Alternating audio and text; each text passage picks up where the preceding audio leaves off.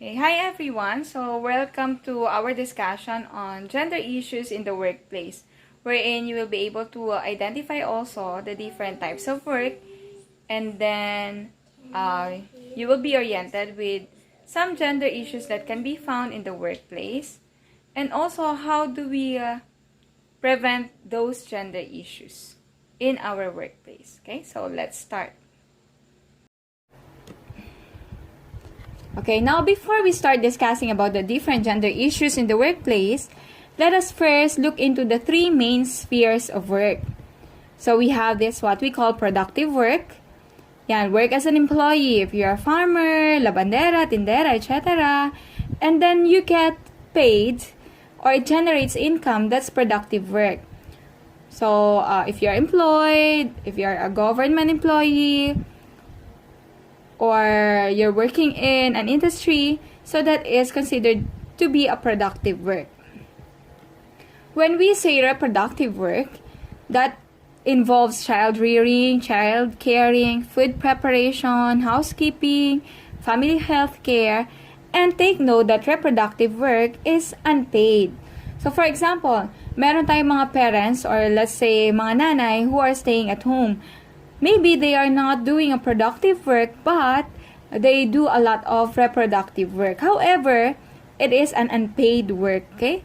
So take note of that. So hindi din natin masasabi that if you're stay-at-home mom or a stay-at-home dad, wala ka nang ginagawa, okay? So maybe you have this what we call reproductive work. We also have this community work, involvement in the community. This is an extension of your reproductive role. It is also mostly unpaid. But if you are a volunteer in your barangay and you do a lot of community work or volunteer works, so those are considered to be community works. Now, the first gender issue that we can find in the workplace is this one. So looking at the graph, however, this one is in dollars, but globally, there's still a growing pay gap, which is of course bad for the economy. So may malaki pa ring gap between the earnings of men and women. So as you can see here, the male average earnings, yung naka-yellow, and then we also have that female average earnings. So yan yung naka-green. So in this graph, you can see here it's 2016, yung pinakadulo. But you can see also that there's still an increasing gap. We are trying to close the gap, but still meron pa rin nag-i-exist na gender gap when it comes to or in terms of the earnings. Okay? So laging sinasabi, ang women or female are actually 2% behind the total earnings of male. So what could be the reason behind it? Yeah, pag-isipan nyo. Okay, one of the reasons, of course, because most of the women siguro, they are doing reproductive work, which is unpaid. Okay, so hindi papasok yan sa GDP or sa economical contribution of the parents who are doing reproductive work and not able to contribute or not able to engage in productive work. So yan, you can see it's very clear in the illustration, meron pa ring gap sa earnings ng male and female. Now, I'm not saying that sa lahat to maybe in the Philippines we are closing the gap, pero globally, meron pa rin nag-i-exist. So, when I handle training, minsan sabi nila, wala naman ng isyong ganyan. Maybe in your workplace, walang issue, but if we are looking at a wider range, no, meron pa rin gap between male and female workers. They are doing productive work, however, the income ng female still less than the income of male. We also have another issue is social inequalities impede women's career advancements. So ano ba yung mga social inequalities na yan? Take note that during the socialization, one factor affecting gender stereotypes, gender bias, gender discrimination would be about the socialization. So we are exposed in a community wherein ang palaging leaders ay ang mga lalaki. So yung palang sa socialization process natin, meron ng inequality which actually impede women to advance in their careers. So let's take a look at this. Women do up to 3 times more work at home.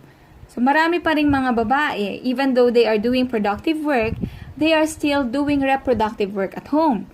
And take note, this is unpaid care and domestic work valued at 13% of global GDP.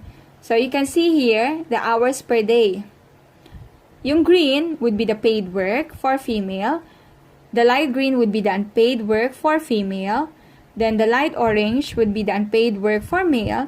And then the bright orange will be the paid work for male. So you can see here in the graph for the developing countries. So you can see meron pa rin, mas mataas pa rin yung unpaid work ng mga babae. Even though they are still doing productive work. So if you are going to compare it with men or with males, so you can see mas mababa pa rin yung kanilang unpaid work kumpara sa kanilang paid work. In developed countries, so you can see meron pa rin gap. Even though the country is already a developed country, may gap pa rin in terms of the unpaid work. So still, there would be more hours spent by females in their unpaid reproductive work than males spending hours in their reproductive work which is unpaid. Okay?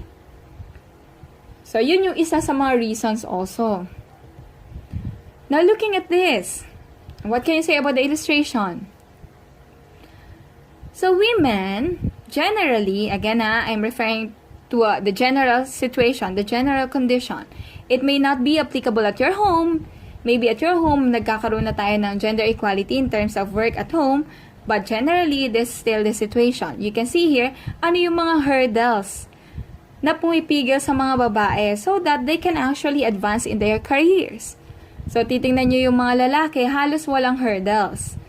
But if you are going to look at females, you can see maraming harang. And what are those? Mga houseworks.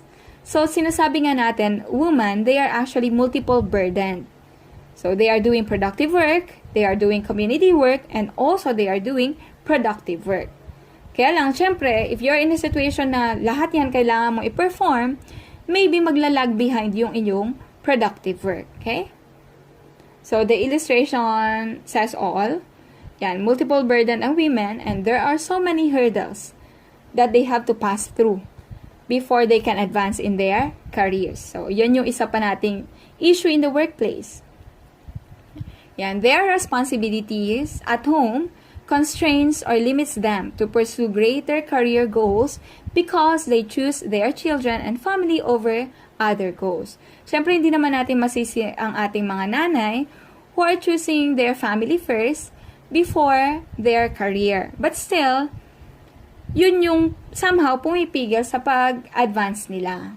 Okay? So, looking at this also, what do we mean by this one? For a female worker and a male worker, in terms of promotion, this still exists.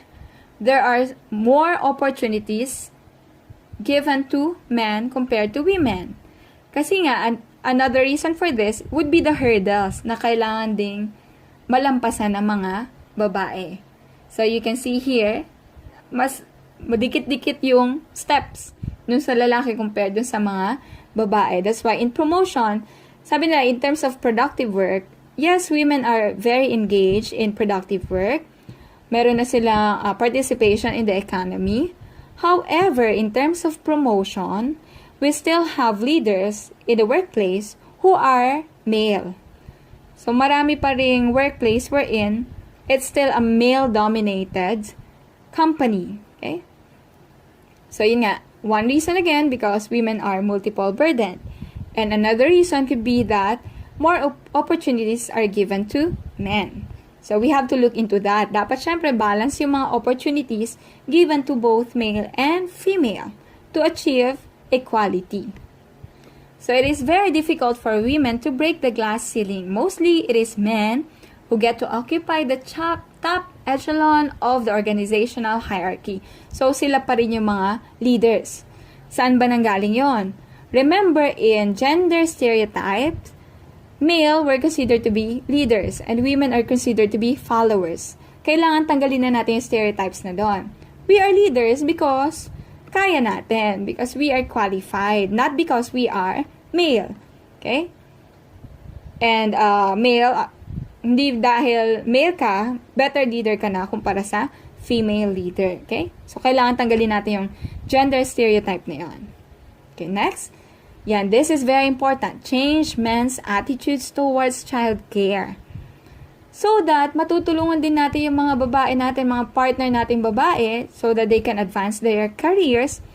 So, males are also encouraged to participate in child care or yung reproductive work to share responsibility with the mothers. Okay? Hindi lang yung babae lagi ang nag-aalaga, but it's a shared responsibility in the family. Okay, looking at this. Yun yung mga gender issues. Unang mga gender issues. But looking at this also, this is another gender issue in the workplace. Sexual harassment. So we have here, offering benefits for a sexual favor, unwanted sexual advances, threats or retaliations, to know, visual conduct, suggestive gestures, derogatory comments or verbal conduct, and physical conduct, body position or touching. So who is being harassed? In the workplace, still 40 to 70% women are being harassed. But men are also affected. Meron na rin mga nahaharas na mga lalaki. But if you're going to compare, we have here, mas mataas pa rin ang percentage ng sexual harassment sa mga babae. Okay? And also, 100% of female victims reported a male harasser. So, another issue in the workplace, a major issue, gender concern would be sexual harassment in the workplace. Yan, diba? Ito, kiss me or you are fired. So, there could be some male leaders or mga boss na male, or pwede rin female, na ginagamit nila yung position nila para in exchange of a sexual favor. So, pwedeng i-fire, pwedeng hindi ma-promote, and so on. Okay? But RA 11313 now has this gender-based sexual harassment in the workplace. Wherein hindi dati kasi, pag sinabi nating sexual harassment, dapat may moral ascendancy yung perpetrator dun sa victim. Like for example, nag-OJT na kayo. Ang perpetrator would be kung sino yung nagsusupervise sa inyo. So, meron siyang moral ascendancy. Dahil mas mataas yung position niya kumpara sa inyo. But, right now, because of RA 11313, we can now consider sexual harassment among peers. Diba, kayo, batchmate kayo sa OJT. May nangharas sa'yo na kabatch mo. So, pasok na yun sa RA 11313. That's already a sexual harassment in the workplace. Hindi na kailangan ng moral ascendancy. Pwede rin naman, halimbawa, kayo yun ng bastos ng supervisor nyo. So, that is already a case of sexual harassment in the workplace. Okay? So, yan yung another issue which can happen in the workplace. It includes the following: unwelcome sexual advances, requests, or demand for sexual favors or any act of sexual in nature. Verbally, so yung minsan pagsasabi ng green jokes. Kalimbawa, mayroon mga nag-green jokes sa inyo. Pwede na magreklamo kay babae, kay lalaki, o LGBTQ+. Lagi sila nag-green jokes. Feeling nila, ang intention nila, mag-joke lang, magpatawa. Pero, yung feeling mo na meron na sila yung parang nai-intimidate ka na, there's a hostile environment, napapahiya ka na because of that green joke, pwede ka na magsampa ng reklamo ng sexual harassment under RA 11313. Kasi, even though hindi yung, let's say, hindi yung intention nila, regardless of their intentions, but, kung sino yung nakaramdam ng hostile environment, siya yung pwedeng magreklamo. And of course, titignan na lang nila yung veracity ng statements and kung meron mga kayong evidences. Okay, so that's verbally. And of course, physically. So, yung panghihipo, panghahaplos, kasama yan. And the use of technology. Parang, let's say, nakuha niyo yung email or Facebook account, tapos nagsasend ng mga pictures na bastos. Gano'n na, kahit na boss mo yan, or kahit na peer mo, or ka-level mo sa workplace, or kahit mas mababa sa'yo, pero nagsisend sa'yo ng mga ganong pictures, ng bastos na pictures, pwede mo silang isumbong, or pwede silang kasuhan. Okay?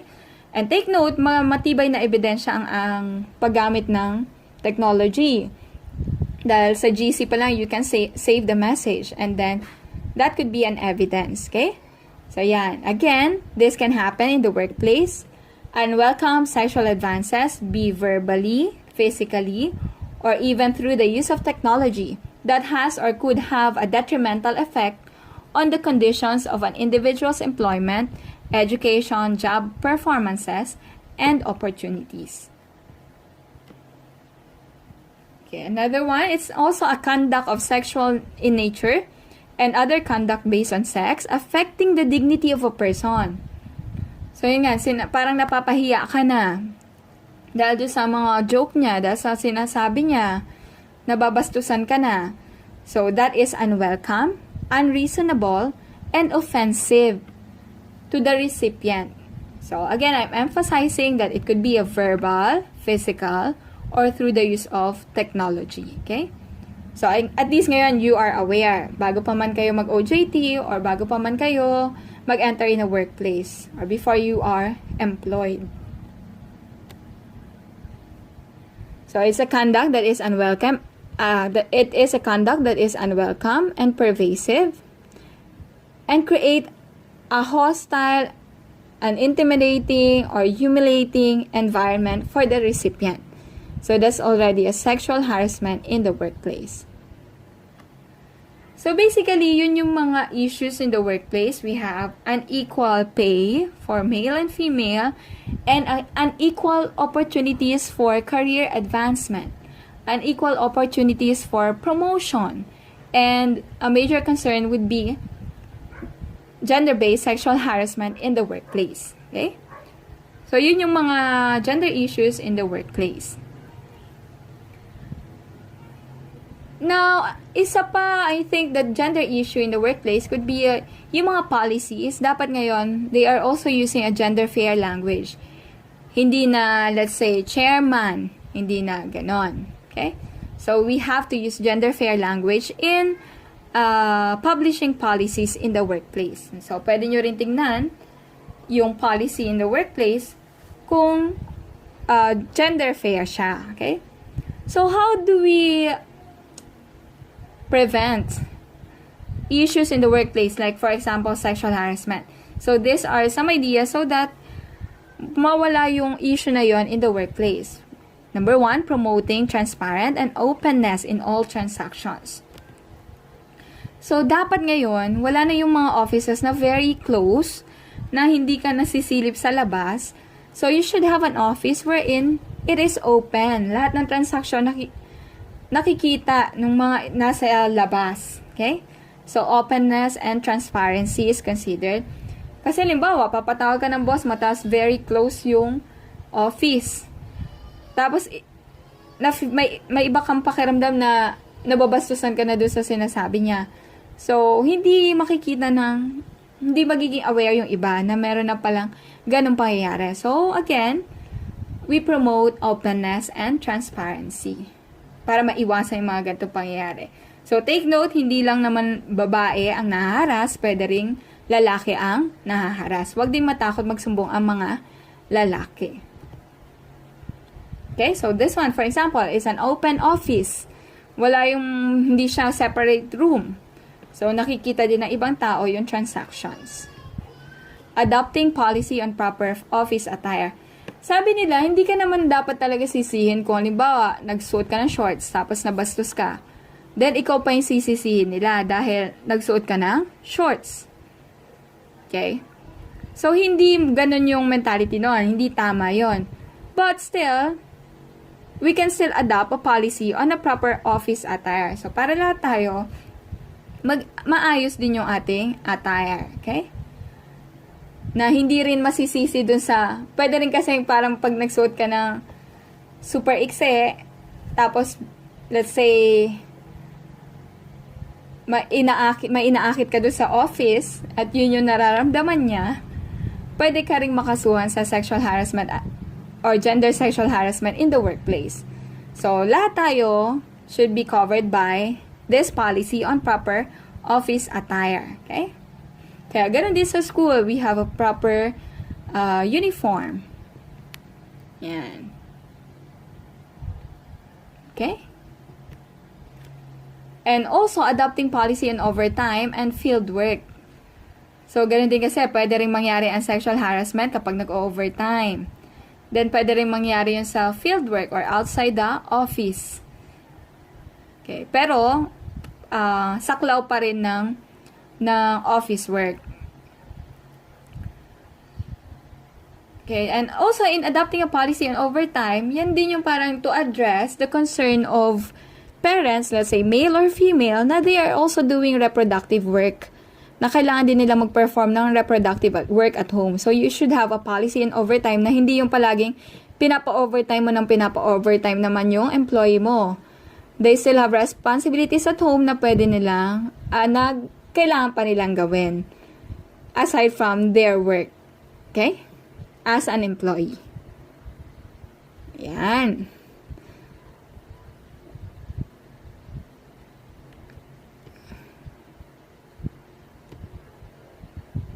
Yan, discouraging the mounting of indecent and sexually provocative pictures. So, alam na, dati na uso itong mga ganito. Siyempre, bawal na to. Wala na dapat office na merong gantong mga pictures. Okay? So, that is a no-no. Yan, as I have mentioned, openness, transparency, arranging office layout to prevent physical contact with office workers. Mas maganda may mga separate cubicles na hindi yung para sa isang cubicle, let's say dalawa lang, na it's a closed cubicle. So, tanggalin natin yun. It's better to have cubicles pero separate yung ating mga employees to prevent sexual harassment in the workplace. Then, of course, we have here educating or developing awareness of employees on dealing with sexual harassment incidents through training or regular symposia. Since meron tayong RA 11313, dapat ang workplace din, they also have this responsibility to promote awareness about that RA 11313. It is also placed there na kailangan nga sa offices may nakapaskil na information about the RA 11313, and also they should have this CODI na sila yung magdi-deal with cases on sexual harassment. Committee on Decorum. So, dapat alam din ng mga employees yon. They are aware of that para alam nila kung saan magsusumbong if they are victims of sexual harassment in the workplace. Okay? So, kailangan meron din silang gender sensitivity training, trainings on RA 11313, and of course, yun nga, letting the employees know about the CODI to deal with sexual harassment. Okay, now, those are the gender issues in the workplace bago pa magkaroon ng lockdown. Now, I was able to attend a webinar. It's a live webinar on Facebook by NRCP. So, we have this Ma'am Marietta from NRCP. Yan. I got some pictures from the training.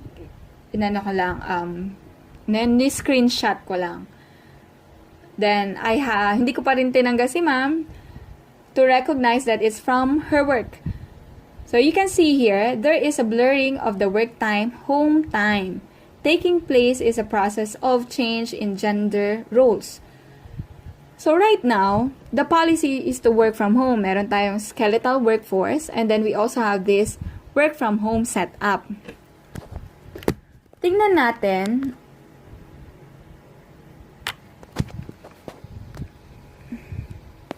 Now let's take a look at kung meron din bang gender issues when employees are now working from home. Was there ever a change in the use of time between pre-lockdown with no work from home and lockdown with work from home? So looking at this, for women, they actually have this increase in actual work time. Pero according to men daw, they have this increase in actual home time. Is there a gender issue here? Tingnan natin. So there is, tingnan nyo ha, there is gender differential. But of course, this is based on the research of ma'am with the available respondents. So there is gender differential in the type of work enablers and productivity enhancement for male and female. So yan, mas maraming work enablers ang mga babae. Kailangan nila ang uninterrupted work time. No domestic task. No task to be performed at home. No reproductive work sana while they are at home. They would like to have comfortable furniture where they can work. So they should also have adequate floor space or workstations. Yun yung mga preference ng mga babae if they are working from home. So yun din dapat yun na po-provide natin sa kanila so that they can perform better. But for male, ang gusto lang nila o ang kailangan lang nila, which was identified by her research, would be the adequate floor space or workstation. Pag adequate na yung workplace nila, they have their own corner at home, okay na sila. Okay? So, you can see, meron gender difference. And we admit na meron talagang difference ang babae at lalaki.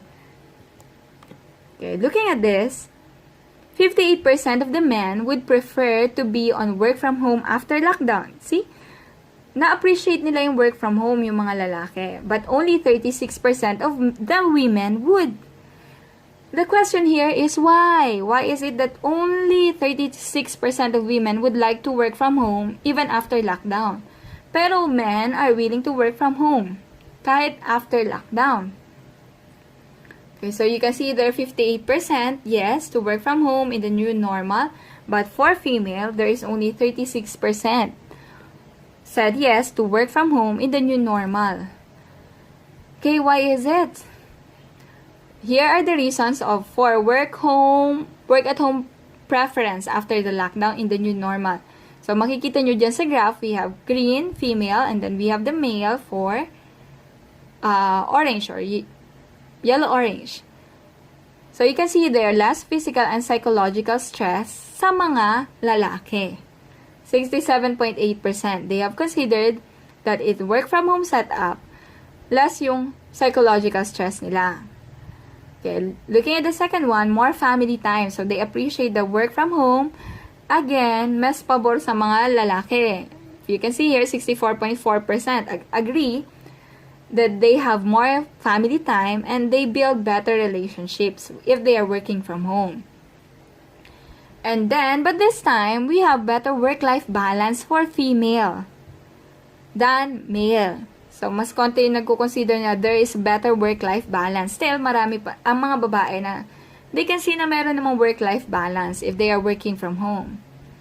Less costs and expenses incurred, so they are almost the same. We have 54.7% for female, 55.9% for male. But look at this, allows for professional development. Mas malaki pa rin ang mga sa lalaki naman, kumpara sa mga babae. Allows more me time according to female. So magkakaiba sila on the reasons for work from home preference. But you can see here, mas mataas pa rin yun. They prefer work from home. So, bakit kaya ganon? Still, another same reason. Okay, still the reason here is the multiple burden for women. Siguro they still perform the reproductive work at home. At the same time, they have to do productive work at home. So, mas nahihirapan pa rin silang i-balance yung reproductive work and productive work. So, those are the gender issues in the work from home setup. I got that from the presentation of Ma'am Marietta from NRCP in their page research pad. Okay? So, those are the different gender issues in the workplace. We had the pre-existing or dati pa nag-exist na gender issues, and we still have gender issues in the workplace even though we are at a work from home setup. Okay? So, if you have questions, you can ask your questions, and then Your facilitator will tell us the question and then we'll try to answer your questions. Okay?